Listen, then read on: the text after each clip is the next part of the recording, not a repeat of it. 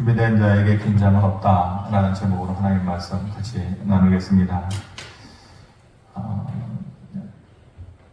신학대학원 다닐 때에 여러 명의 이제 동기들을 이제 한 방에서 기숙사 생활을 하니까 만나게 되는데, 사람마다 차이는 있지만은 그게 서로 잘못된 건 아니죠. 다를 뿐이죠. 그러면서 같이 어우러져서 지내고 살면서 다르구나라는 것을 그러면서 이제 서로 조금씩 느끼는 것 같아요. 저는 지금까지 아주 한 40년 이상을 시험을 이렇게 봐오면서 제가 만난 한 동기는 만약 이번에 시험이 있다 그러면은 최소 한 달 전부터 준비를 해요. 한 달 전부터 시험이 있는 날까지 계획을 쫙 세우고 준비를 하는. 그래서 그렇게 하지 않으면은 본인은 막 마음이 긴장이 되고 두려워가지고 시험을 못 본다라는 거예요. 저는 그래 본 적이 없어요. 지금까지 한 40년 시험을, 물론 뭐 큰 시험이나 범위가 많은 시험이야 그렇게 못하죠. 그런데 뭐 중간고사나 학기말고사나 이런 시험, 이제 보통 두세 과목, 하루에 2과목, 3과목 이렇게 보는 것은 좋은 방법은 아닐 수도 있겠지만 사람마다 스타일이니까 벼락치기를 하는 거죠. 그 전날에 그냥 완전히 밤을 새면서 이제 벼락치기 집중해서 이렇게 그런 시험 공부를 했었는데, 잘 되면 좋은데 한 과목 보는 경우가 별로 없거든요. 보통 3과목 이렇게 본단 말입니다.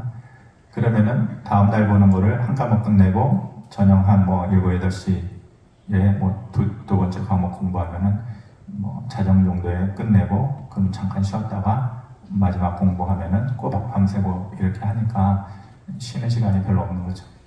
그러다 보면 깜빡 잠들 때가 있어요. 어쩌다가 아직 책 끝나지도 않았는데 깜빡 잠들었는데 깜짝 하고 일어났더니 아침이야. 그러면은 학교 가기가 싫은 거예요. 제발 학교에서 연락이 왔으면 좋겠다. 천재지변이 있어가지고 오늘 시험이 미뤄졌다. 뉴스에서 그런 일이 있었으면 좋겠다. 크든 작든 이런 비슷한 경험들을 여러분들 해봤을 겁니다. 근데 어쩌다가 2과목 시험 볼 때가 있어요. 2과목 조금 여유가 있죠. 그럼 한 과목 끝내놓고 나머지 한 과목은 준비하는 게 좀 수월해요. 그래서 2과목을 일찍 딱 끝내놓으면은 얼마나 새털처럼 마음이 가벼운지 아침에 빨리 왔으면 좋겠어요. 학교 가고 싶고 빨리 시험을 봤으면 좋겠어요. 그 마음에 뭐가 없어져요? 긴장이 없어져요. 긴장도 없어지고 두려움도 없어지는 거죠. 그래서 준비된 자는 긴장하지 않아요. 뭐든지 준비를 하면, 회사에서도 그렇고 프레젠테이션을 하든 뭐를 하든 많은 것을 준비하면 준비된 사람은 그만큼 긴장을 덜 하게 되는 것이죠. 유비무환이라는 말을 우리가 자주 쓰지 않습니까?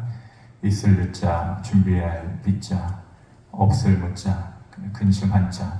그 글자대로 해석을 하면은 준비가 있으면 근심이 없다. 근데 사실 준비를 한다고 해가지고 우리의 인생이 근심이 없을 수는 없어요. 아무리 철저하게 준비를 한다고 해가지고 우리 인생에서 근심이 사라질 수는, 완벽하게 근심이 사라질 수는 없는 것이죠. 이 말의 참뜻은 준비를 제대로 또 깊게 하면은 무슨 일이 일어났을 때에, 어떤 일을 닥치게 되었을 때에 그 준비한 것이 있기 때문에 어떤 일이 일어나든지 간에 그것을 헤쳐나갈 수 있는, 맞닥뜨릴 수 있는 마음의 단단함이 생겨난다. 아마 이런 뜻이지, 준비했다고 해서 근심이 없다, 이런 원초적인 의미는 아닐 것이에요. 준비를 하면 마음의 단단함이 생겨난다는 것이죠. 그러므로 우리가 인생을 살면서 무엇을 준비하면서 사느냐가 매우 중요한 것이에요. 무엇을 준비하면서 사느냐에 따라서 결과도 많이 달라지는 것이죠. 누가복음 12장에 보면은 어리석은 부자에 대한 비유를 예수님께서 말씀하시거든요. 어리석은 부자가 이렇게 얘기해요. 나 고민이 많다. 근심이 많다. 근심이 뭐냐? 그 부자인데 무슨 근심이 있겠어요? 그 사람의 근심은 어떻게 하면 내가 가지고 있는 재산을 저 좁아 터진 곳간에 다 들여놔야 될 텐데 어떻게 하면 내 창고 곳간을 크게 늘릴까? 그게 걱정이라는 거예요. 그러면서 그의 입에 말이 뭐예요? 여러 해 동안 오래도록 여러 해 동안 평안히 살자. 곳간을 늘리고 이제 앞으로 30년, 40년 여러 해 동안 나는 평안히 살 거야 라고 얘기한다라는 거예요. 근데 그 말을 하나님께서 들으시고 즉시로 뭐라고 답하셔요? 얘야, 너는 그렇게 준비한다고 하는데 곳간을 늘리고 여러 해 동안 평안히 살자라고 하는데 바로 오늘 밤에 내가 너의 영혼을 부른다면 너의 그 준비한 것이 무슨 소용이 있겠느냐? 누구의 것이 되겠느냐? 이렇게 얘기하죠. 어리석은 자여, 오늘 내가 너의 영혼을 취해간다면 너의 그 준비한 것이 무슨 소용이 있겠느냐? 이런 말이죠.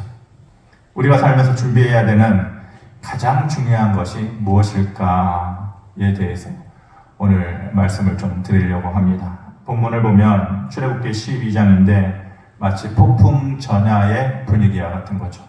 요즘 우리가 사는 이 시대에 빗대어서 얘기하면 마치 핵폭탄이 떨어지기 직전의 그런 분위기, 암울한 분위기, 긴장된 분위기, 또 두려움이 있는 그런 분위기에 있는 거예요. 우리가 잘 아는 대로 애굽의 바로 왕이 하나님의 명령을 자꾸만 오게 내 백성을 애굽에서 나가게 해줘라, 출애굽시켜줘라 그러는데 첫 번째, 두 번째, 세 번째부터 아홉 번째 재앙이 있을 때까지 한다고 하면서 거짓말하고 한다고 하면서 안 내보내주고 그러는 거죠. 그러니까 하나님께서 최후의 심판의 칼을 꺼내 드신 것이 10번째 재앙이었어요. 미리 말씀하신 것이죠. 너가 이번에도 말을 안 듣는다면 애굽 전역에 있는 생명 있는 것, 사람부터 해가지고 가축에 이르기까지 생명 있는 것의 첫 번째 장자의 목숨을 다 내가 빼앗아 가겠다. 생명 있는 것이니까 첫째 장남, 첫째 아들이 될 수도 있을 것이고 가축의 첫 번째 수컷이든 이렇게 가축에 될 수도 있을 것이고 모든 것을 그렇게 빼앗아 가겠다 이렇게 말씀하시죠. 그러니까 출애굽기 11장 6절에 뭐라고 말씀하시냐면 애굽 온 땅에 전무후무한 큰 부르짖음이 있을 것이다. 대한민국이라고 빗대어서 생각을 해보면 어느 날 한밤에 대한민국에 있는 모든 집안의 첫 번째 되는 생명 있는 것들이 다 죽어나간다고 생각을 해보세요. 역사적으로 그 전에도 없었고 이후에도 없을 가장 두려운 밤이 되겠죠. 긴장된 밤이 되겠죠. 큰 부르짖음이 있을 것이다. 그리고 하나님께서 명령하신 죽음의 사자가 애굽의 전역을 다 돌아다니게 되는 거죠. 집집마다 지나갈 때에 아우성이 들리고 이 집 저 집에서 정말로 하나님께서 말씀하신 대로 곡하는 소리가 들리는 것이에요.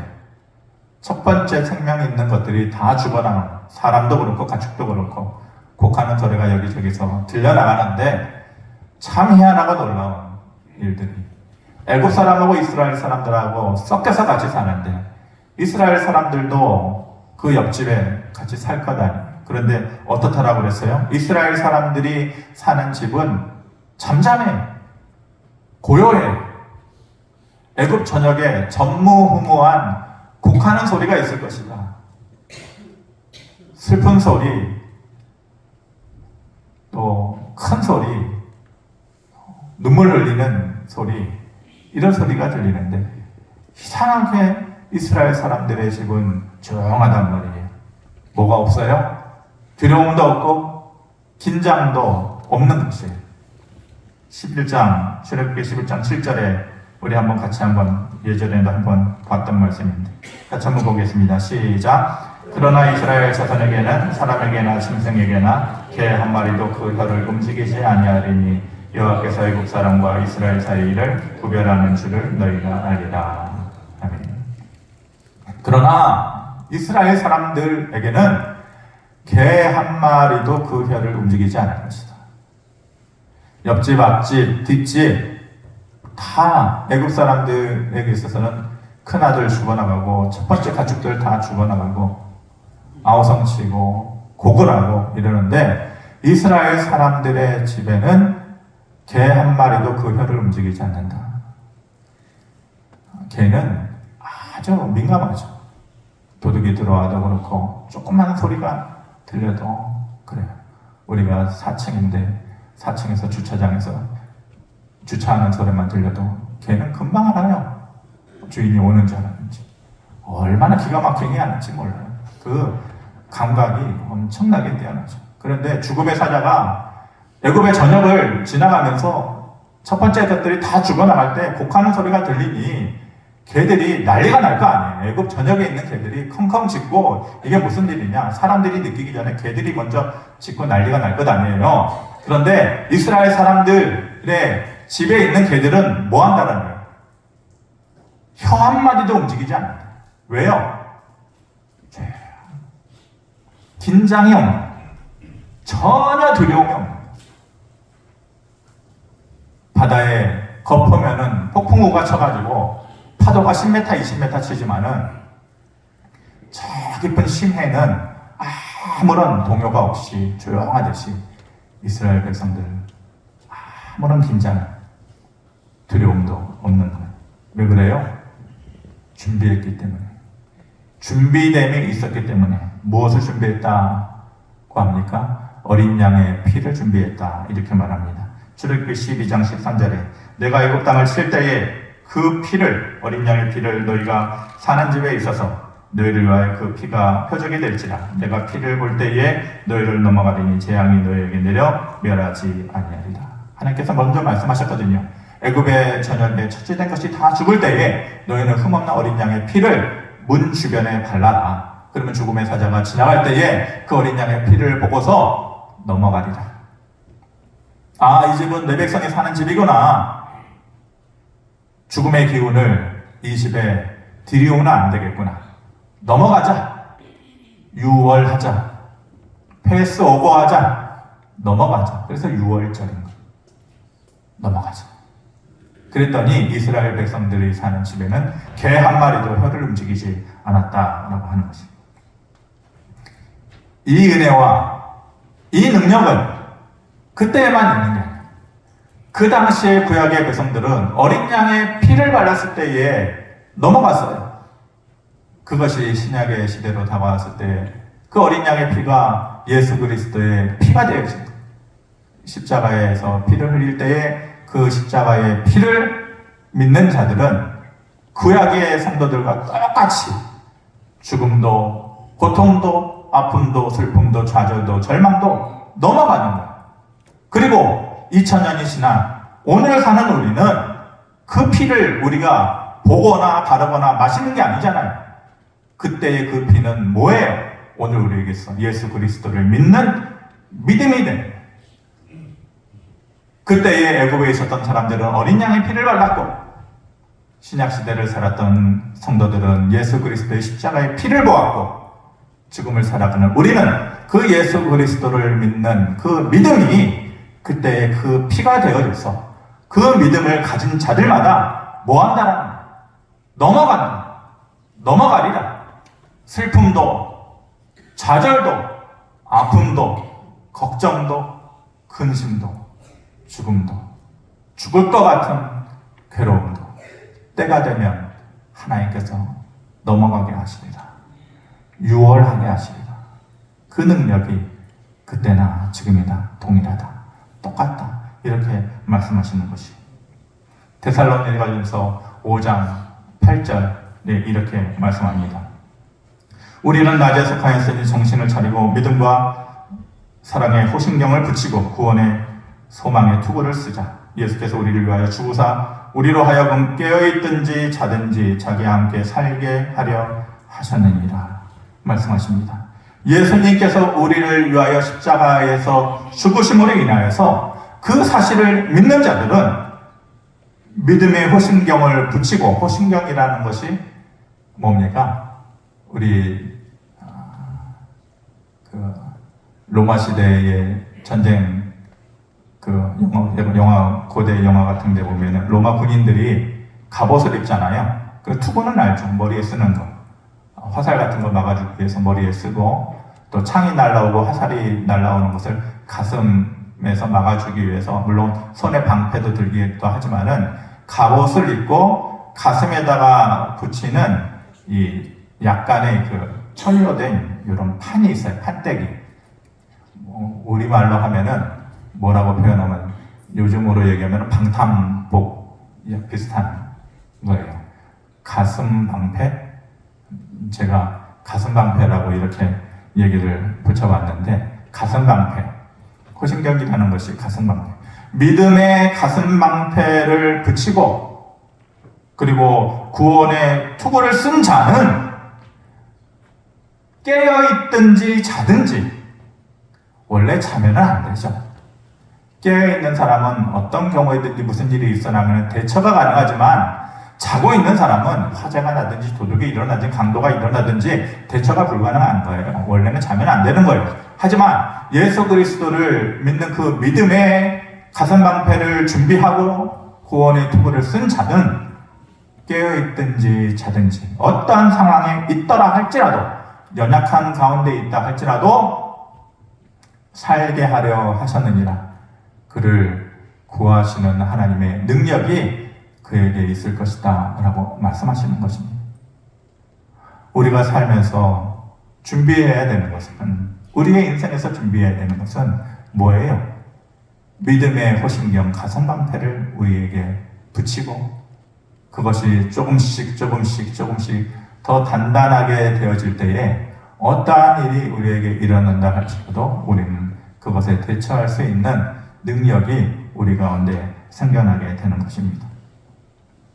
세상 사람들과 믿음이 있는 사람들을 사는 모습에 있어서 딱 떨어지게 구분되어지는 것은 아니지만은 어느 정도는 차이점을 발견할 수가 있습니다. 어떨 때 그러느냐?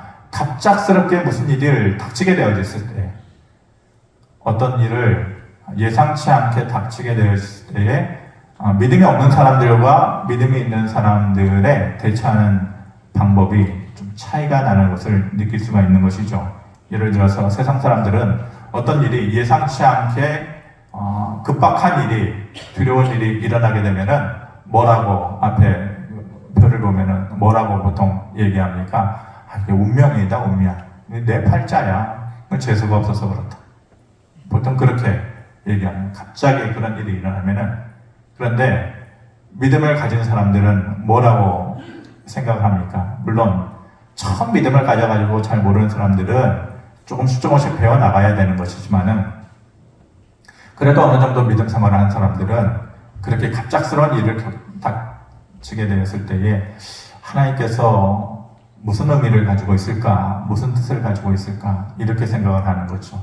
세상 사람들이, 야, 이게 내 팔자인가 보다. 이게 내 운명인가 보다. 이럴 때에 하나님의 뜻이 무엇일까? 이렇게 생각을 하는, 그런 것에서부터 차이가 나는 것이죠. 그러면서 세상 사람들은 자꾸 그 문제 안에 자기 자신을 가두게 되는 거죠.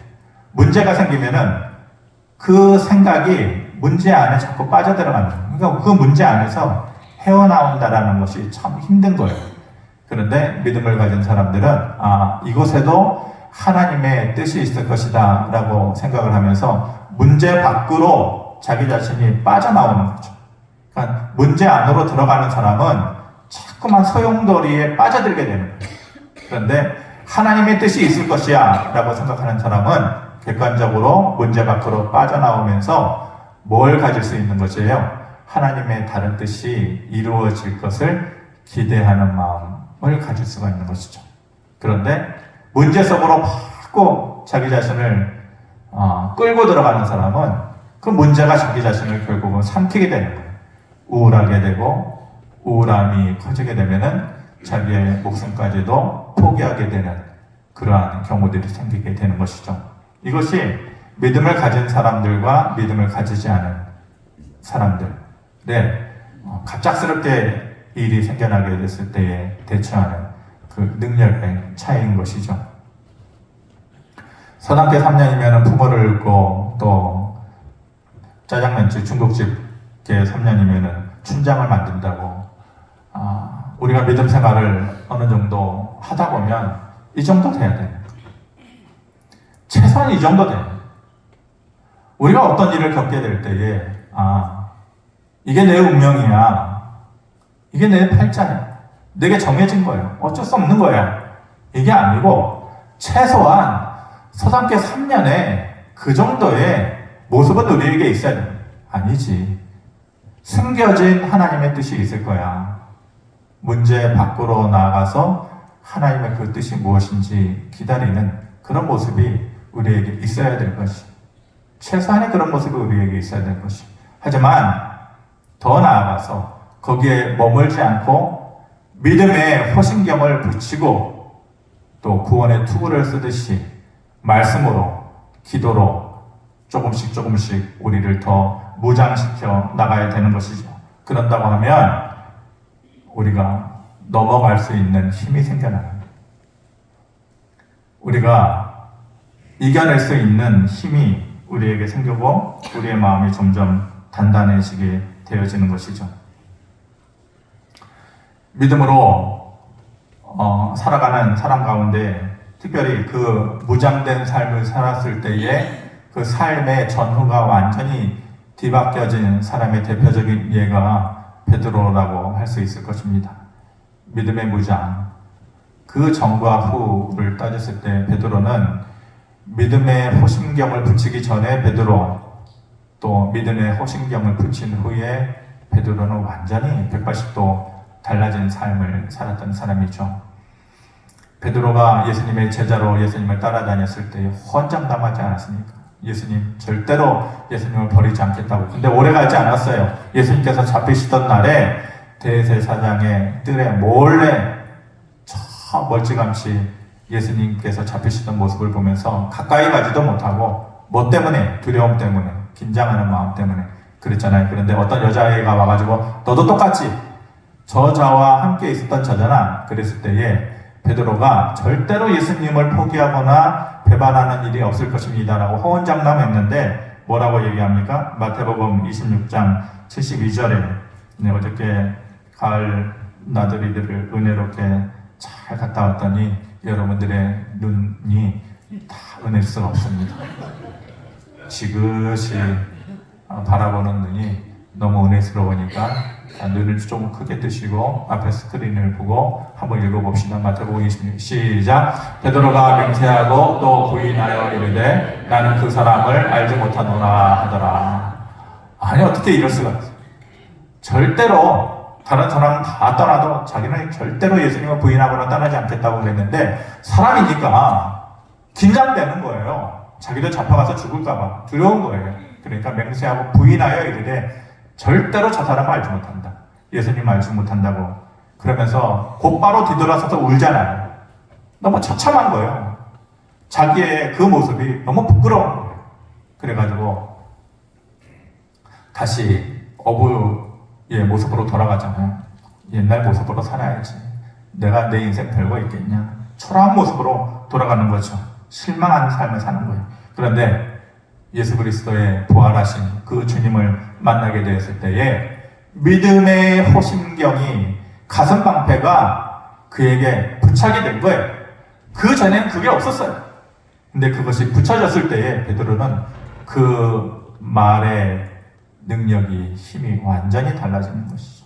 나중에 베드로가 그 별것 없는 꼬마 여자아이 앞에서 긴장하고 두려워서 선사례를 치면서 나는 모른다 아니다 그러했던 자가 대제사장과 서기관들과 사두개파 사람들과 지금으로 얘기하면 국회의원들, 정치인들 그 많은 능력 있고 재력 있고 힘 있고 권력 있는 공회원들 앞에서 여자의 앞에서 있는 게 쉬워요? 그 많은 권력 있는 자 앞에서 있는 게 쉬워요. 말하는 게 쉬워요. 상대도 안 되는 거죠. 여자의 앞에서 떠는 자가 이 사람들 앞에서 떨지 않는다? 불가능한 일이죠. 그런데 믿음의 호심경이 붙여지니까 베드로의 말이 달라지는 거예요. 사도행전 4장 9절 12절에 이렇게 말합니다. 이 사람이 어떻게 구원을 받았느냐고? 베드로가 너희가 나한테 그런 질문을 한다면 너희와 모든 이스라엘 백성들은 알라. 기가 막히지 않습니다. 여자의 앞에서도 말 한마디 못하는 베드로가 나한테 질문한다면 너희와 모든 이스라엘 백성들은 들으라. 알라. 다른 이로서는 구원을 받을 수 없나니 천하 사람 중에 구원을 받을 만한 다른 이름을 우리에게 주신 일이 없음이더라. 오직 너희가 믿음이 없어서 눈이 가려지고 기가 막혀서 예수 그리스도를 십자가에 죽은 그 예수 그리스도 다시 살아나서 부활하신 그 주님이 우리에게 나타나셨으니 그분을 믿는 그 믿음, 그 믿음의 호신경 가슴망패를 붙이는 자만이 병든 자가 다시 일어나서 너희 눈앞에 있는 이 모습처럼 너희의 삶에도 그런 기적이 나타날 수 있을 것이다. 그전에는 처참하고 또 어린 여자의 앞에서 부끄러웠던 그 베드로가 완전히 달라진 그런 모습으로 되어진 것이죠. 긴장과 두려움은 사라지고 당당한 베드로의 모습이 되어진 것입니다. 마칩니다. 세상 살면서 준비해야 되는 것들이 참 많습니다. 인간관계도 준비해야 됩니다. 살면서 최소한의 몇 명 정도는 내 인생 살면서 준비해야지. 저도 그런 생각을 합니다.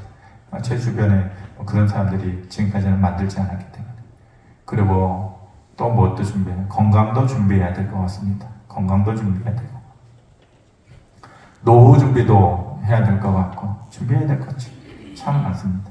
그리고 사람들은 그렇기 때문에 각가지 보험들을 다 준비를 합니다. 근데 아무리 이런 것들 인간관계를 준비하고 노후 준비를 하고 또 건강을 준비하고 이런다 할지라도 갑작스럽게 우리 인생에서 닥치는 그런 문제들을 그러한 것들이 넘어가게 해줄 수 없어요. 그러한 것들이 그냥 훌쩍 넘어가게 해줄 수 없다고요. 그 어떤 준비보다도 우리 인생에서 느끼게 되는 긴장과 두려움으로부터 자유하게 해줄 수 있는 유일한 것은 예수 그리스도를 믿는 믿음의 호심, 가슴박패를 우리 안에 단단하게 다시 붙이는 것이에요. 그 믿음을 우리 안에 조금씩 그 두께가 조금씩 두터워지게 우리의 가슴팍에 붙이는 거예요.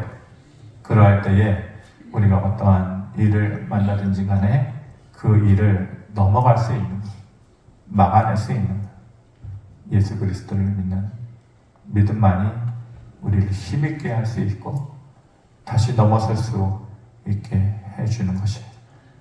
그 어떤 준비보다도 그것을 준비하는 것, 그 두께를 더욱더 깊이 만들어 나가는 것, 그것이 우리 인생에서 가장 소중한 준비가 될 것입니다. 우리 한번 마지막 앞에 슬라이드 한번 같이 한번 읽고 마치겠습니다. 시작. 믿음의 준비가 된 자에게 인생의 긴장과 두려움은 넘어간다. 기도하겠습니다. 고마우신 아버지 하나님, 우리가 머리를 맞대고 참 준비할 게 많은 인생이다 라고서 고민을 하면서 살아갑니다. 아무리 그래도 그러한 능력으로 넘어가지 못하는 수많은 인생의 위기들이 수도 없이 많습니다. 하지만 예수 그리스도를 믿는 그 믿음은 마치 어린 양의 피를 문 주위에 발라서 죽음의 사자가 넘어가는 것처럼 그 믿음으로 인해서 인생의 위기를 넘어갈 수 있도록 해주는 그러한 능력이 우리에게 있는 줄을 믿습니다. 세상의 어떤 준비보다도 그것이 가장 우리에게 귀한 준비인 것을 깨닫고 말씀으로 기도로 우리 자신을 무장해 나갈 수 있는 믿음의 준비를 잘 해 나갈 수 있는 모든 성도들 되어질 수 있도록 성령님 옆에서 도와주시고 이끌어 주시옵소서. 감사드리며 예수 그리스도의 이름으로 기도하옵나이다. 아멘.